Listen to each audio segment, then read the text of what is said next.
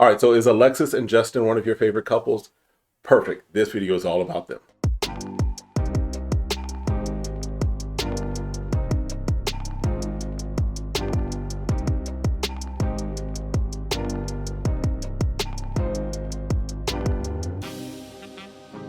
All right, so welcome back to the channel. My name is Kevin. I'm Tarsha. And this is Conversations with the Crawleys, where we have conversations about faith, family, relationships, and we do recaps, reviews, and commentary on some of our favorite shows. This one is all about Alexis and Justin as one of the couples on Married at First Sight, Season 15. This is content that you enjoy. Hit the subscribe, hit the like, request notifications. And you better share. And we will see you in the comments. Listen. Alexis and Justin are my favorite couple this season so far. They are. Really? They are. Okay. I like them. So the episode starts off, she's going to brunch with the ladies. He's going to tequila tasting. Yeah. It's early in the morning. But he's like, I'm not coming back drunk. She's like, you have my permission to get drunk. He's like, okay, all right. So they go, and he does the first toast. And then he's like, it's too early. I ain't had nothing in my stomach. He starts throwing it over his shoulder. First of all, I hope it was like just a really basic tequila. But if you go into a tequila tasting, I'm sure there's some pretty expensive tequilas there. He ain't paying for it. True. True. But the producer's like, that's money going right over his shoulder, literally into the sand. So the fellas sit down and talk, and he starts talking about, how things are going, because that's kind of what they're talking about together. Right. And he's like, look, things are getting comfortable. They're cuddling. They're walking around their own naked together. So there's some steps being taken, right, but they still have not consummated. He says that she respects his celibacy. What's he waiting for again? Listen. Bruh. And maybe he's feeling, because he said he wants it to happen organically. And I'm thinking if you're hugging and kissing and all that good stuff, and we're naked, it sounds organic. Does it sound organic? Sounds like it'd be very organic. It sounds organic. So I don't know what else is it taking. I know he was concerned that he wasn't concerned about it, but maybe worried about her and taking him, because he said, I love you pretty early. Right. And he's not putting any pressure on her to say that. Mm-mm. So he still didn't really tell us why he's still celibate. Yeah, because the guy started grilling, and he's like, he wants it authentic, right? Nate was like, man, keep that mess. He called him, I'm going to put it, he called him vaginally beat down. Is basically what he called him. Okay, y'all can put that together. Kitty whipped, if you want to put it there. Okay.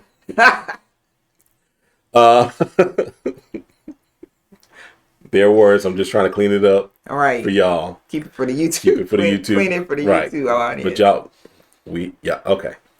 But he says that his sensitivity doesn't bother her. And so, I'm not sure why they haven't.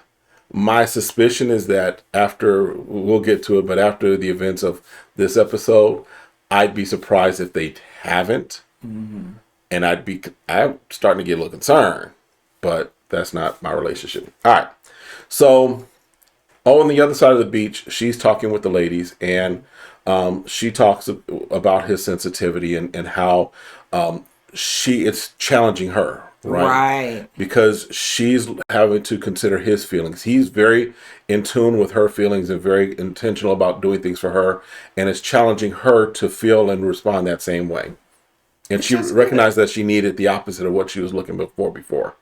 Which is good. Because a lot of times we allow life to get us hard. Yes. And when we allow life to get us hard, it does take someone who we feel that's going to love us, even in spite of that, but then also wants to bring another side to us. Right. So I feel like they're a good balance for each other. But any strong woman whose man is crying like, babe, okay, like just because you saw Nemo come on doesn't mean you need to be crying. And They killed Bambi's mama. listen, I get you're saying, and she's saying, I'm good with you being sensitive. But at the same time, she's getting softer. He needs to firm up. He needs to be firm tofu. In more ways than one. So at the same time, like every time you have to talk about something that's going to be, you might need to pull it together so you'll be able to address it. I know we've talked about that because if something went wrong and I was upset and I couldn't talk and I'm trying to talk and I'm crying and you were like, look, I cannot understand you while you're crying. True story. True story. There was, like, there was a couple of times where she was just, and I'm like, I can't. I'll wait until you finish because I don't understand what you're saying. I can't understand what you're saying. So also on this flip side for her, she's going to have to say, babe, you're going to have to suck this one up. So at some point in their relationship, she might have to just, and I'm not advocating violence, but she might just have to smack some sense into him, smack him across the face, but like, buck up. You don't have to smack him. I'm You just joking say, with that, you know, but she might have to make a statement like, babe, I need you. You can't cry. Yeah.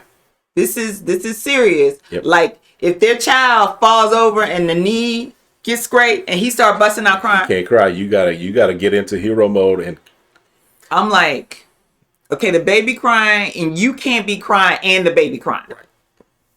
Now he did jump to the rescue because they had gone like parasailing or on a little boat or whatever, and the wind caught the boat and tipped it over, and he was able to. He said, "See, baby, my tallness is coming in handy for you. What you wanted, which is good. You don't want him, going out flat. No. And he's standing up for her. He talking about his agility and everything. Just keep in the gym. You just tall, bro. You just tall. Keep in the gym, bro. But they do have a conversation because she asked basically, is he okay with her potentially making more? That was a good question. And staying home and being kind of the puppy dad. Right. Right. He's like, I'm good with it. He's like, it's all going in the same bank account. She's like, what? It's like, wait, what? Talk about bank accounts. Wait, I just asked if you was okay with it. I didn't say nothing about where the money was going. Like, we having bank accounts, but then he's like, well, we can have a main bank account, and then we can have our separate accounts. Yes. I think again, we can't think for each other. It's like that's a good point to put in a conversation. So, babe, we're gonna have to talk about bank accounts, how we want to set up our checking and our savings, and if we want stuff in our savings to go in our checking and then flow out of our checking into the savings account. Right. Because, I have the money in there. So, with that all being said, they can work through that. Because that's the point. Some men have a problem with women making more than them. But like he said, it all spends the same. Either way, if you're going to spend it on me, it's all good. Exactly. So, she makes a statement that I'm like, yeah, you're still early in your relationship. She says that she's still waiting for it to be hard in their marriage. Now, this is where I'm like, okay, things are great with them and where they are. But that statement to me is like, you don't realize that, yes, there are going to be some hard days ahead. No one's wishing that. That's just a fact of life. You're human. You're human. You're two people coming from two different backgrounds, speaking two different languages as far as how you communicate. How you raise. And how you raise, your voice and all that. You're two different people that are trying to live together as one couple. Just stay married. There are some hard days ahead. Just stay married. Sorry.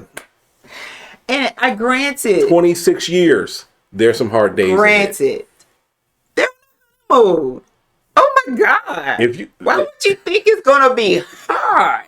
This is so easy being in love and having tequila and sitting at brunch and there's no. We haven't even talked about having kids. If we could have been on honeymoon for 26 years, we'd be cool. No issues. No, we probably still have issues, but it would have Kinda a lot of hard. stuff to kind It's of. kind of hard to have a lot of issues when there's tequila tastings happening. That's what I'm every day. saying. It would get resolved really quick with a couple brunches. Tequila and rum tasting Right. every day. Every day. All right. So, in her conversation with Kristen, though, she does, as she's kind of helping Kristen navigate her relationship, she does say and make note that her superficial ways almost made her miss out on what she calls her greatest blessing, which is Justin. Because she indicated she seemed really skinny to me. And, yeah, skinny, what was the other word she used? I forgot what the other word was. Essentially soft. It's kind of, in other words, she was looking for someone a little more thuggish, ruggish. Right. Is what so. Yes. That's kind of, because she said she wanted like a linebacker. Right. Originally when she was talking She to wanted a 6'8" football player. Correct. Not a 6'8" goalpost. Or would he be? He would be water polo or something similar to that. Something. He just a very tall fireman getting cats out trees. I don't know. Something. Okay, you said fireman. Okay. Because he can't play basketball. He could if he wanted to. No, he got beat by Ben. I'm just saying. And he Like Taco Fall. No. He bad. He bad. That's why he ain't going nowhere with it, really. All right. So all the couples eventually meet, right? And they're, again, sharing where they are, things of that nature. And the couples are pretty much like, okay, we know how he feels about you, but what are you bringing to the table for Justin? Oh, yeah, while they're at the dinner. Uh-huh. And she indicates, she's like, I'm going to support him. She's like, I cater to him. She starts singing Beyonce. She's like, I got lingerie for days. So I hear that. Mm-hmm. And that's wonderful. But at the same time, we need to share some of the chores. Mm-hmm. Now, if he loves cooking and he's like, babe, I'm not giving up the cooking to you. Maybe that means she might pick up the laundry. You know, like she'll take care of the laundry and wash and fold in whatever. But I want to make sure that she's also contributing just as much or in ways where he feel like that's not his thing. Right. That she pick up. So if he cooks, maybe she's willing to put the dishes in the dishwasher. I think those are things they're going to have to discover. But I think they're right. He needs to make sure his needs are being taken care of. Yes. Yeah. Yeah. And outside of the bedroom. Well, they need to figure that out first, because He said you can have all the lingerie you want. Is it going to be, yeah? but if it just stays on, it's nothing. Shut up. It's great, but It's good to look at, but you can have Victoria's Secret fashion show every night. But if there's no Cinemax After Dark, all right. Listen, well, you laying down I'm just saying. symbolism. But then Alexis makes a statement that catches everyone at the table off guard. She's like, I love him. And he's like, wait, what? She's like, I ain't say nothing. Stasha was like, nah, girl, I heard that. I heard you. And she, goes quiet about it again. But that causes Miguel on the other side to be a little like mind blown, because he's like, how y'all figure that out already? How y'all know y'all love each other and want to spend the rest of your lives together? He's overthinking. It is a feeling. Yes. It's like, wow, you do something for me It's a feeling and a choice at the same time. at the same time. It's hard to describe, but that's It's the best way hard to to put it. describe. But it's like there's something that happens where you feel like this person does it for me, which in turns to me means love. Right. And I'm choosing that I want this person, and I'm choosing to be connected with this person for as long as we possibly can. Right. But again, isn't his situation where he didn't have a mother in his life? Miguel. Yeah, we'll talk about him later. Okay. But that could be But causing some of that. yeah, he's got some other issues going on with him too. But then, based upon some other things that happened with the conversation, because as they're at the table, Morgan and Ben are kind of talking through their stuff. And here's the thing: if Justin and Alexis make it, listen, we'd love to do like super panels with them because they were breaking down the other couples just like we sometimes do, right? They were like, wait, does she want a roommate or does she want a man? Does she want a husband? I know, and I'm like, Alexis is like breaking it down. She's like, okay, just listen. Y'all take that back to the bedroom, because I know we've been in meetings or gathering with other people, and obviously we're not going to sit there going, no, we're a little more discreet. so, but we will give the eye like, okay, wait till we get home and get in the car. Or I'll, so that nobody can even see, I'll open up like my notepad on my phone. Right. I'll type it out. I'll show it to her.